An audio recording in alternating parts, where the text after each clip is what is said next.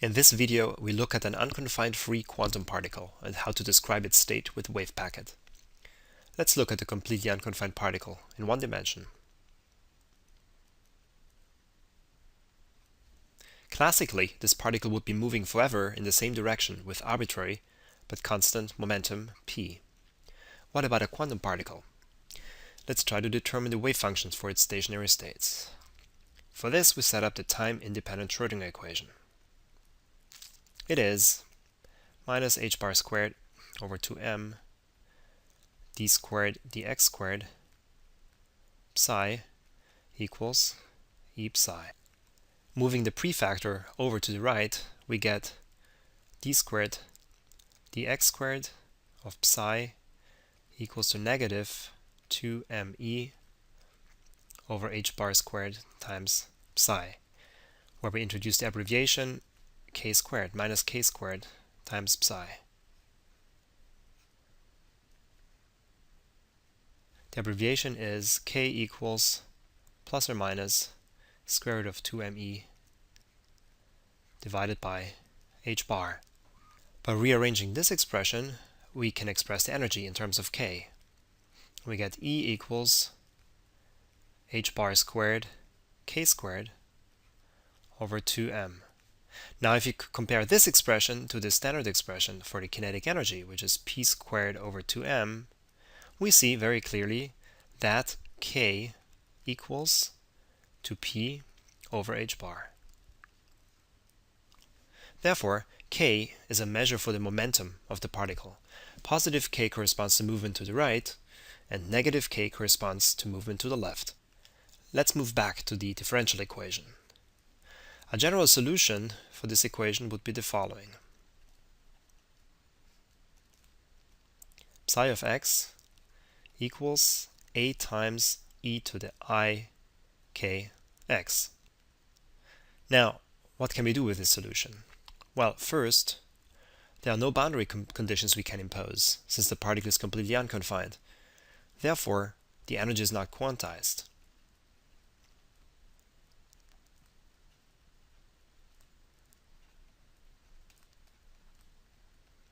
And k is not quantized either.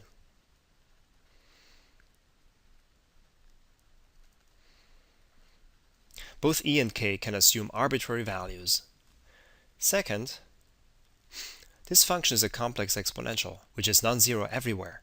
Therefore, it cannot be normalized.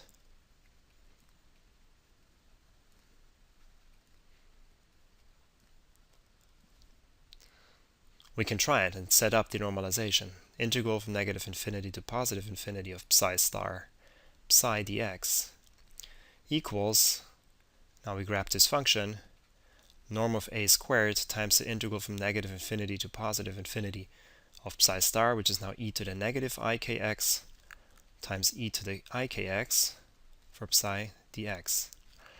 Now this here is equal to 1, and therefore the integral diverges and becomes infinity. Therefore, this function here does not represent a physical state, even though it is a correct mathematical solution. The conclusion is that a free particle cannot exist in a stationary state. However, we can build a normalizable and physically realizable superposition wave function from these elementary functions.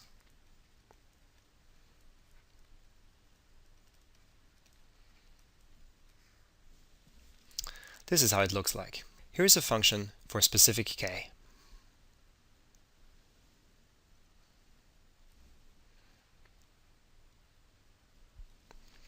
I'm showing the real part only. Now, add a complex exponential with a slightly larger k.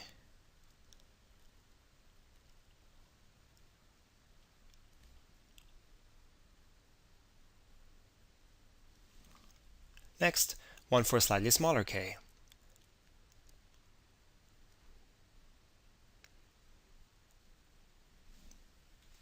Continuing this with the range of k values will give us a large set of functions with k values within a small range. Adding all functions together will give a function that looks like this. A function that is confined to a small region of space.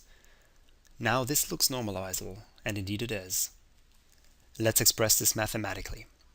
Since k is a continuous parameter, we'll integrate over a distribution of k. So psi of x equals 1 over square root of 2 pi, which is the normalization constant, times the integral from negative infinity to positive infinity, times phi of k, which is the distribution function for k, times e to the ikx dk. Psi x in this form here is called a wave packet. Essentially, a wave packet is a wave function that has non-zero amplitude in a small region of space and is close to zero everywhere else. There are two noteworthy things about wave packets. First, the narrower a wave packet, the better its position is defined. However, to obtain a narrow wave packet, a broad distribution of k values, phi of k, and therefore a broad distribution of momentum values is necessary. So position and momentum are inversely related in their position. This is a direct manifestation of the Heisenberg uncertainty principle.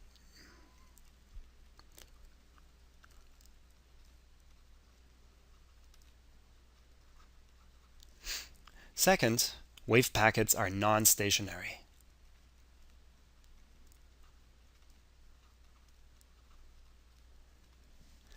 Well, they move in space in a manner that resembles the motion of classical particles, either to the right or to the left. Also, wave packets spread over time.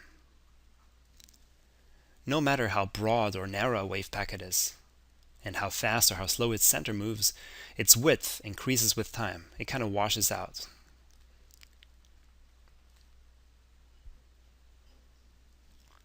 In summary, free particles are described by wave packets, which are non-stationary states that move and spread.